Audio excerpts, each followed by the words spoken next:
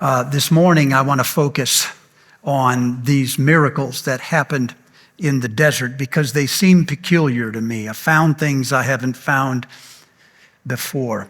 The phrase that is sticking in my mind is that in Exodus chapter 16:10, where it says, while Aaron was preaching in the desert, the whole assembly.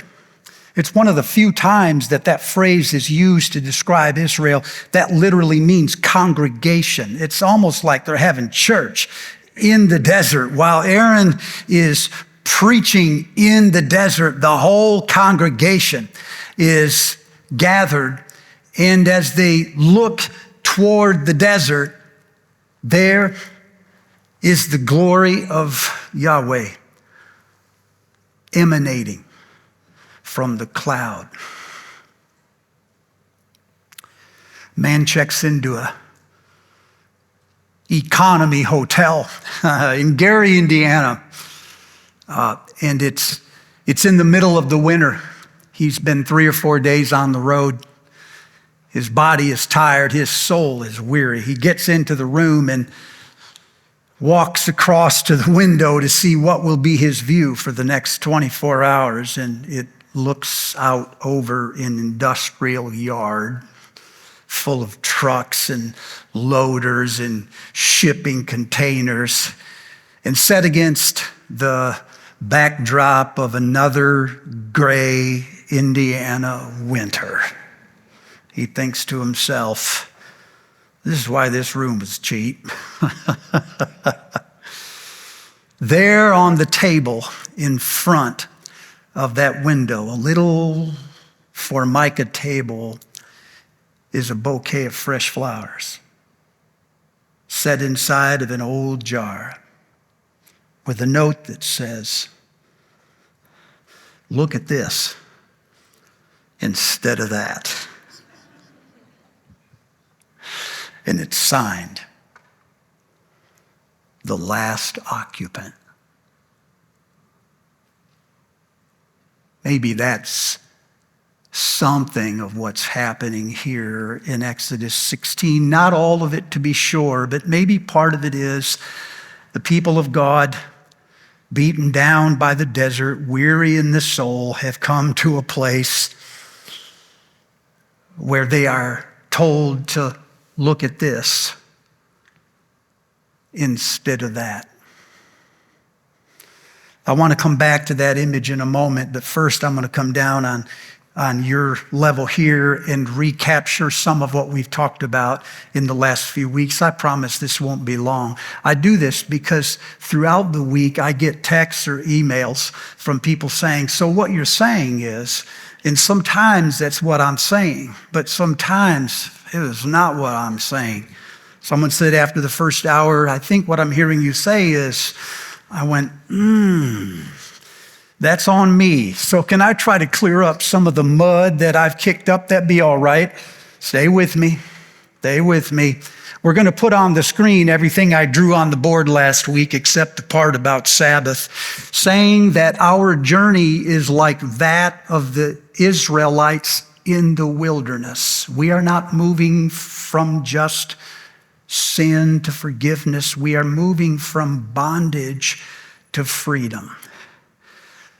All we've done in this chart is simply identify the symptoms of bondage and the symptoms of freedom, as if to say there are signs of both of these probably in your life.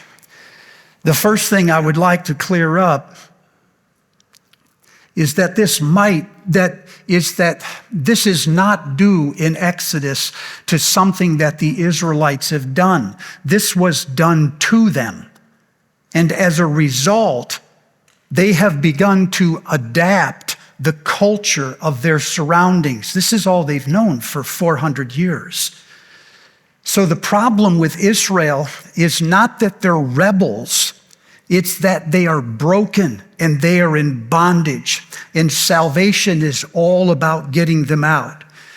Now, if you think of it in that way, this might be a more attractive way to speak to people about the gospel today Very few people today will admit that they are lost or that they are sinners. They may be, that's just not the language the present culture is speaking. But virtually everyone will admit to being anxious or being a bit weary, maybe having a scarcity mentality or being too pessimistic most of the time. All we're providing here is a way to get into the conversation, to start where the conversation starts, rather than feeling like we have to drag somebody out of the conversation we're already having onto the only one we know how to have. There? As such, this is also a good way to speak about the Christian condition. Christians who profess to be wholly sanctified find it very hard to confess that there is quote-unquote sin in their life. It seems to defy everything they say sanctification did for them. So they either abandon the concept altogether or they fake it for the rest of their lives. This is simply a way to say, we're not talking about sinning and confessing, whatever it is. We're talking about symptoms of bondage that have clung to you because you live in the culture that you live in. My dad used to call them stick tights. When you walk through the woods, these little burrs, they like stick to your clothes. Well, nobody goes into the woods saying, I'm going to try to get me some burrs. It just happens to you when you walk through the woods. Sometimes it's things you did, and sometimes it's things that the culture has done to you, and you have learned to live in a certain way because wherever you live, it's probably Egypt.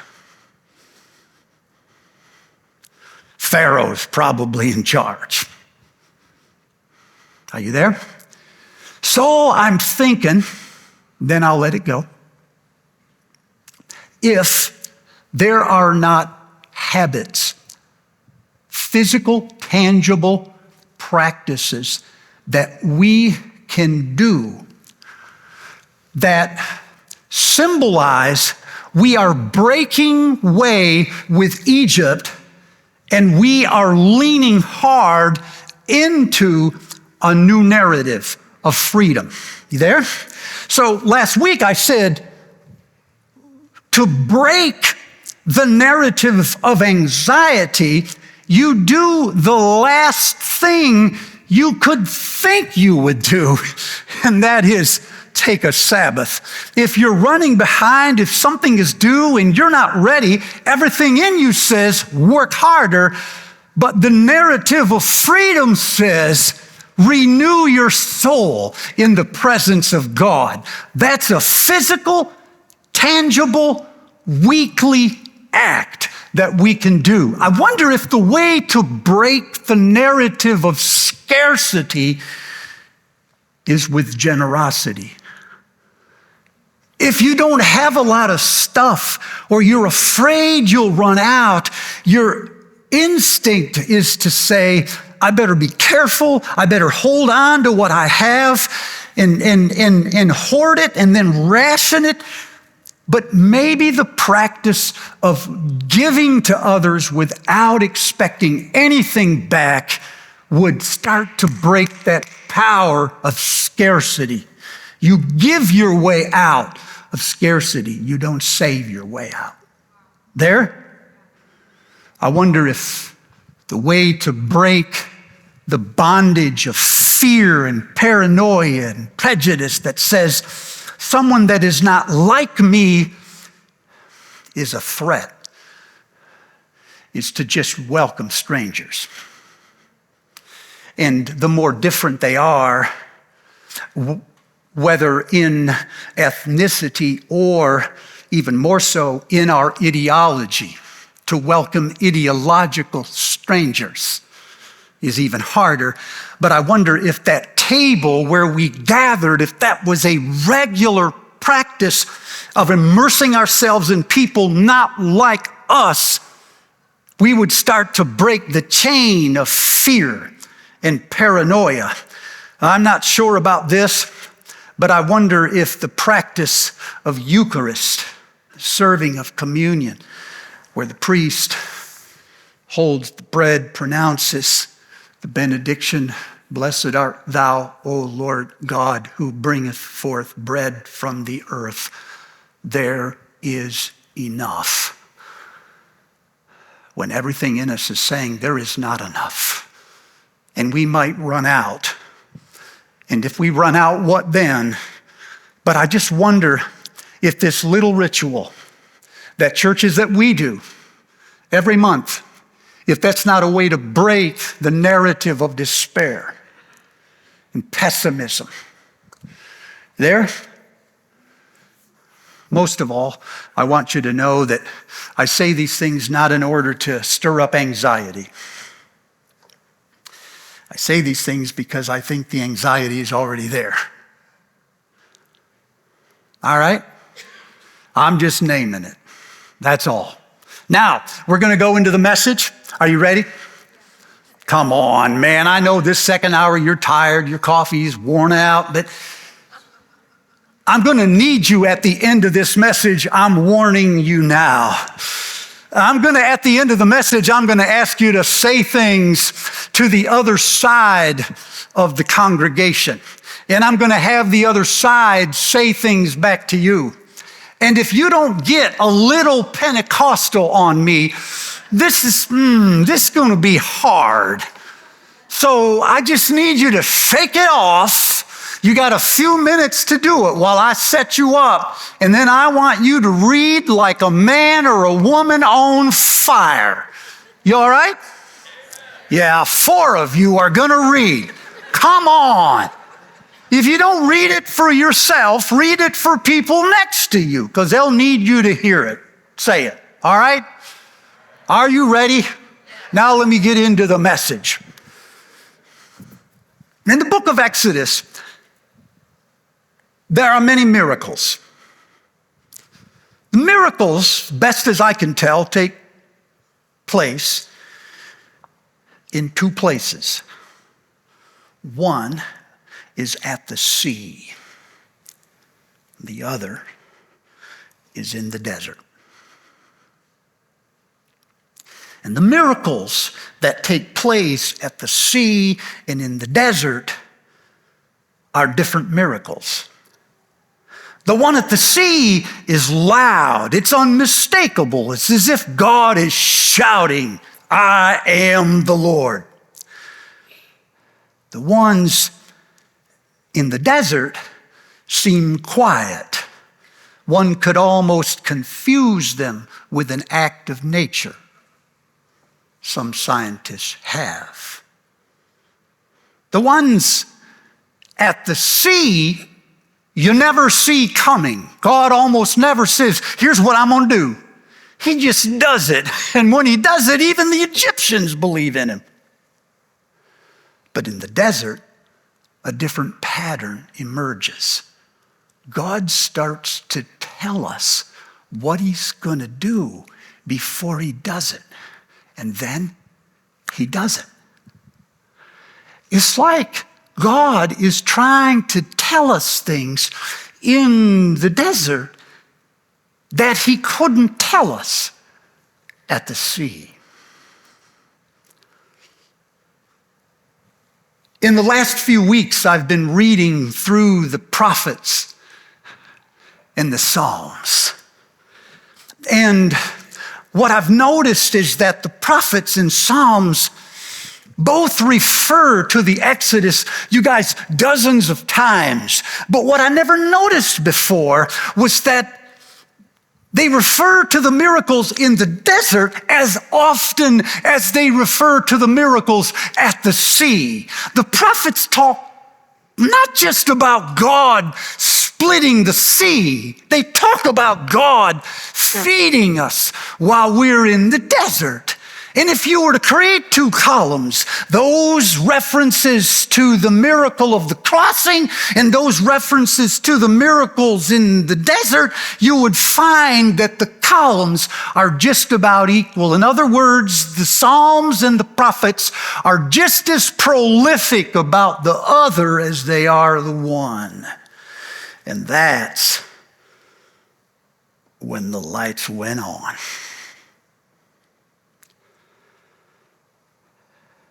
Belden Lane says geography is important in the Bible because it's a visible form of theology. Things happen in places because they could only happen in those places.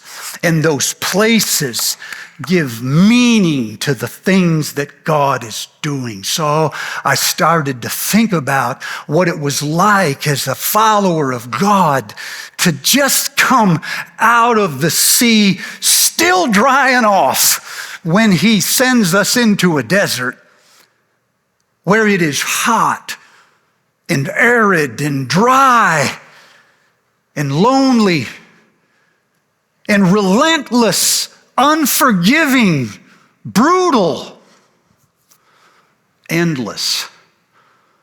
One gets lost in the desert as easily as one could get lost in the sea. It's the place where the insane went for asylum.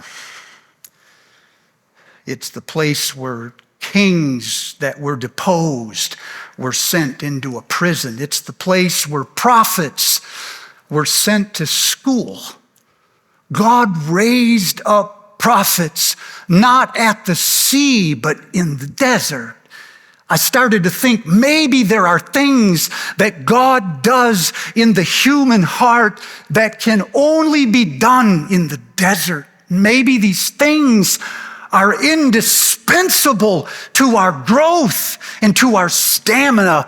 And having looked around at spirituality in America right now and seeing a number of people, how easily they quit, how they can't stay with it, how the moment something gets hard, they just release.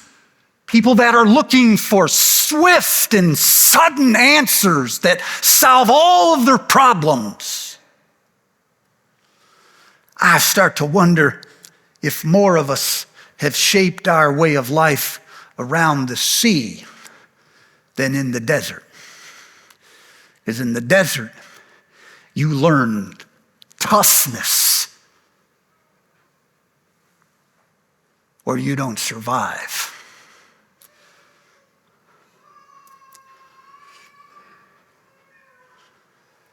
In the desert, 3 miracles occur in Exodus chapter 15, 16, and 17. Right out of the blocks. People are still drying off from the sea, and God releases them into the desert. And we read in rapid fire succession 3 episodes where God encounters his people. And in all 3 episodes, he tells them what he's going to do, and then he does it. In chapter 15, he turns bitter water to sweet when Moses throws the stick into the pond. Who heard of that? In chapter 16, he rains down bread from heaven, and the people go out and pick up frosted mini wheats all over the desert, as much as they want. And some gathered many and some gathered few, but at the end of the day, it says when they cooked it, everybody had exactly what they wanted. Who ever heard of such a thing? In chapter 17, he split a rock and a river, thousands of gallons of fresh water came from the base of a rock and fed over 1 million, 2 million people. It's a lot of water.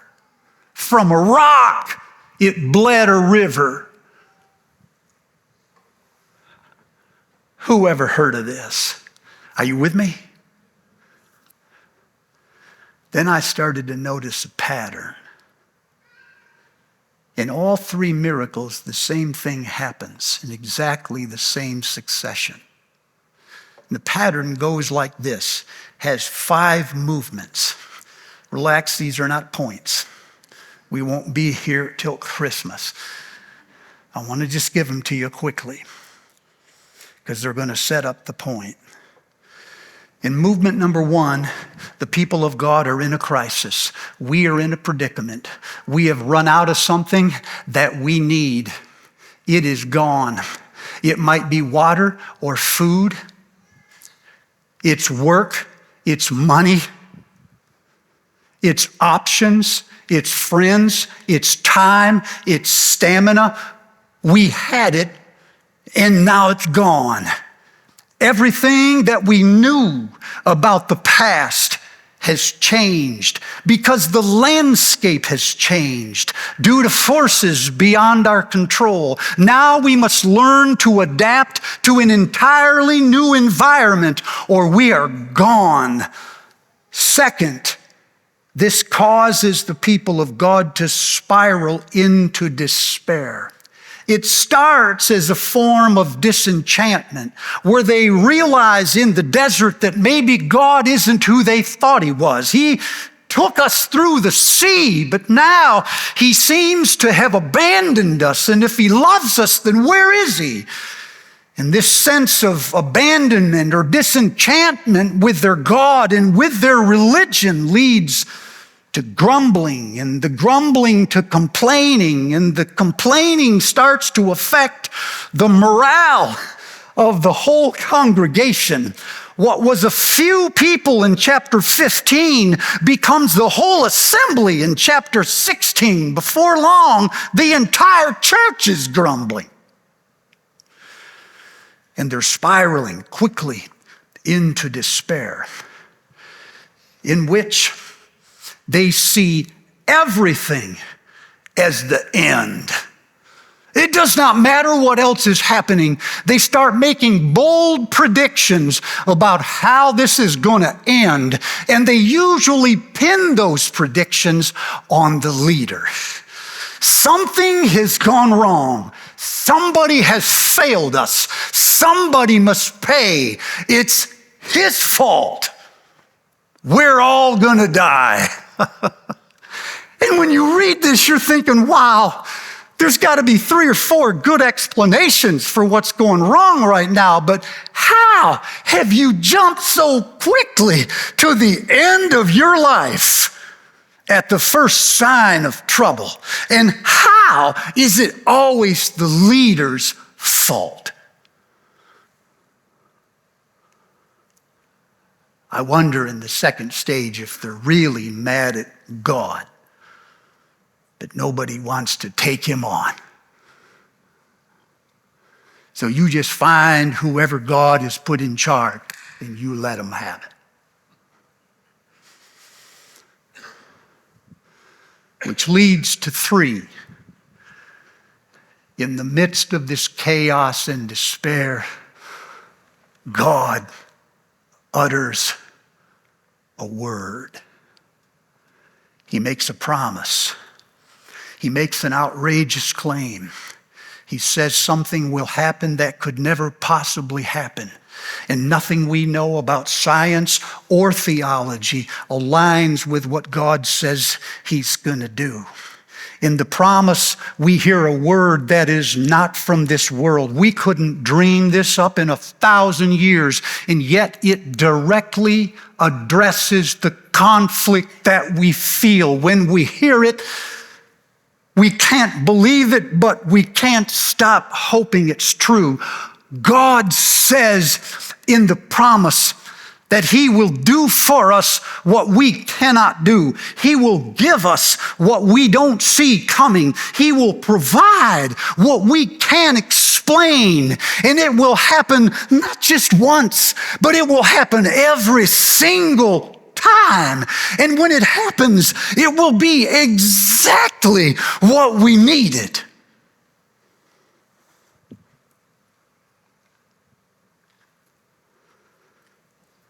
which leads to 4. Somebody will listen. Not everybody. Maybe not even most, but somebody will do what he says. Somebody will pick up a stick and, dumb as it may seem, throw it into the pond. Somebody will go out and look for bread in the morning. Somebody will walk to a rock with a staff in his hand, and he will strike the rock. And reading it as we do after the fact, I think we always read into this a kind of bravado, like maybe Moses took his staff walking toward the rock, and he didn't walk, he strutted a little bit. And when he got there, he said, "Watch this." And then he struck it and waited for it to bleed. We might be giving him too much credit. If he's like the rest of us, he was sure God said it, but he couldn't believe it. But he took a chance. He figured it was a risk worth taking. Somebody had to play the fool. Maybe things weren't as they appeared. Maybe God was, in fact, next to us and we didn't know it. What if it's true, he thought. And with a great deal of hesitation, maybe he went to the rock and tapped it. I'm making this up. Which leads to number 5. Every time when somebody obeyed, things changed for the better. The bitter water became sweet. The bread came down from heaven. The rock bled a river. And everything that God said he would do, he did. And the prophets and the Psalms pick up this language and they graft it into a rich liturgy. Hundreds of years later, when the prophet Isaiah would say to the people on the eve of exile, their own journey into the wilderness, the prophet would refer to the Exodus, and he would say, "Water will gush like a stream in the desert. Burning sand will become pools of fresh water. God will lead the blind down paths they have never known. And God will pour water on him who is thirsty. God will pour his Spirit on their children and his blessings on their children's children." And the people going into exile found those promises as outrageous and incredible as the ones in the Exodus. And yet, that is exactly what God does. Now is when you say, "Amen." All right. Oh, man. Are you warming up? When the prophets pick up this language, they speak of it often in the present tense or in the future tense. They say God is not only doing these things right now, he will do these things. And they come to us like words that are just not informed, like some wild-eyed, pistol-waving prophet has no idea the circumstance we're dealing in.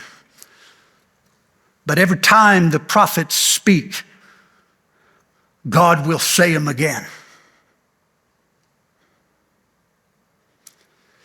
And the people grow tired of these things. In Exodus chapter 16, in the miracle of manna in the desert, our daily bread. We have a story that fits exactly into this narrative. And it goes like this. We are in a crisis. We have run out of something that is essential.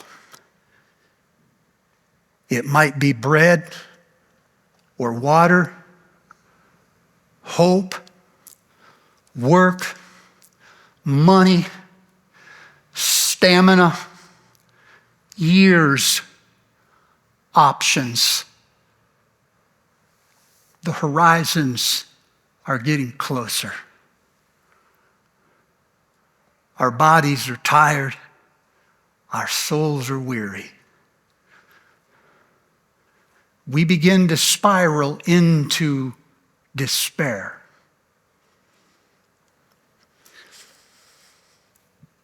The symptoms of which are an unwillingness to try anything, to believe any narrative other than the one somebody has already told you was true. I don't know where you get your narrative. I don't know how y'all interpret what is happening to us in this world. But when God utters this thing, we have a tendency to line it up with that narrative and ask ourselves whether or not, wait for it, what God is saying is true. Has it not occurred to us we have it exactly backwards? We have spiraled into ideological tribes, and then we have labeled people with other narratives to be a threat to the God of democracy.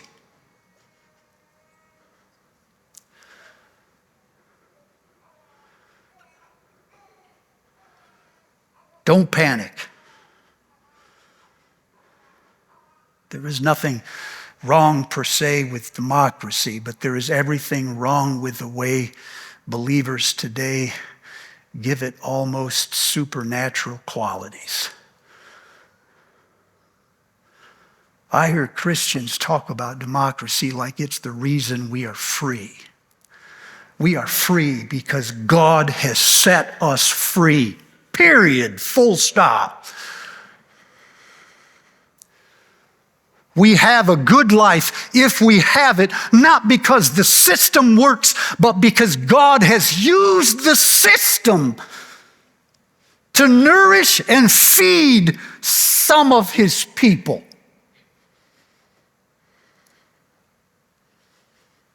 That's my only point. So when you go to write an email, we've clarified that in advance. In our despair, we have become cynical, mostly about our leaders. Something has failed and someone has failed us, and there must be a culprit.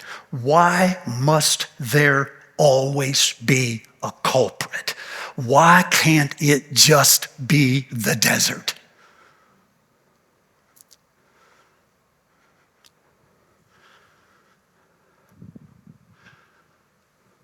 And then, in the midst of our despair, I hear a word. God is going to do what only God can do. God is going to bring us what we don't see coming. God is going to provide what we couldn't possibly explain. Nothing we know about science or theology can explain the thing that God is going to do. None of it makes sense, but God says he's going to do it.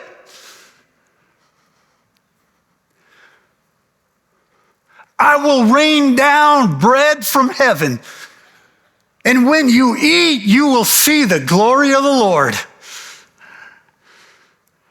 And the people of God roll their eyes until there is bread from heaven. And usually, none of them say, oh, I was wrong. You notice that? They just stop talking.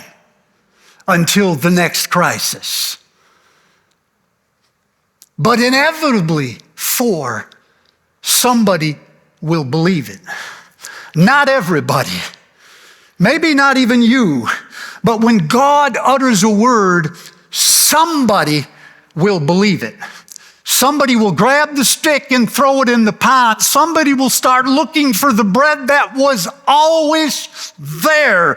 Somebody else will strike the rock with fear, and yet the rock will bleed a river. Circumstances will begin to change, and God will utter the promises that you can only hear in the desert.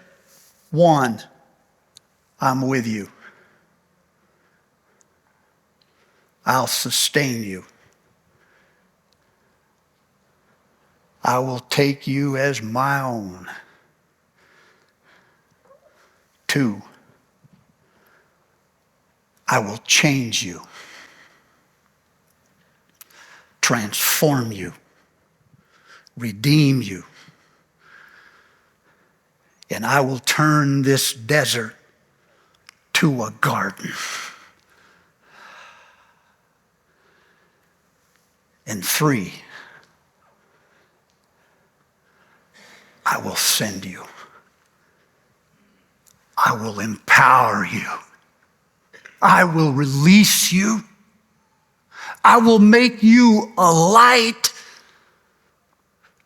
for all the world. One of those is too hard for you to believe this morning.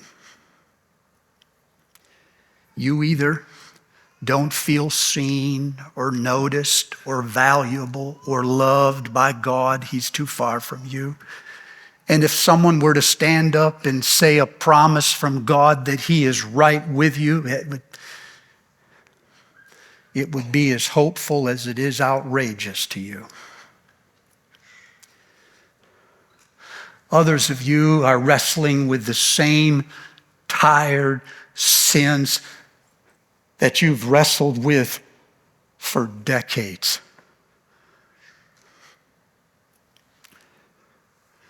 And God will utter a promise that he will change your nature. You will do by desire the word of the Lord. And you can't believe it.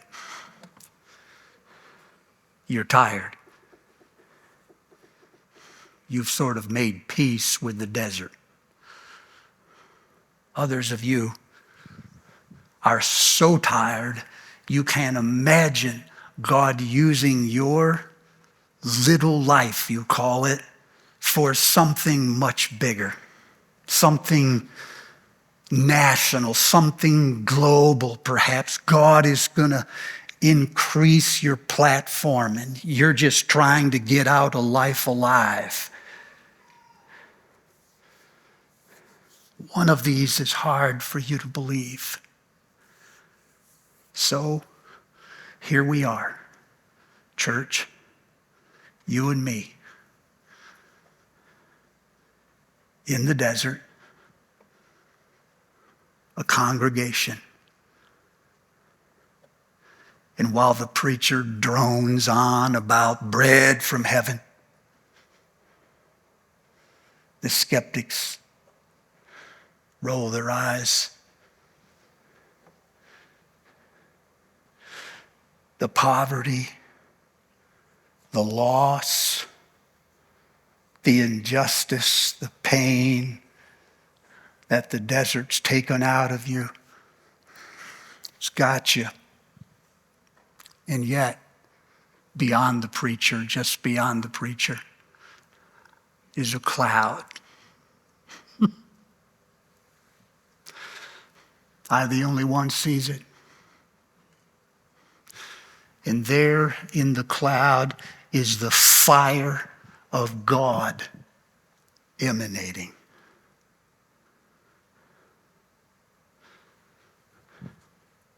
Now, which do you believe? Is it the desert? Or is it the cloud?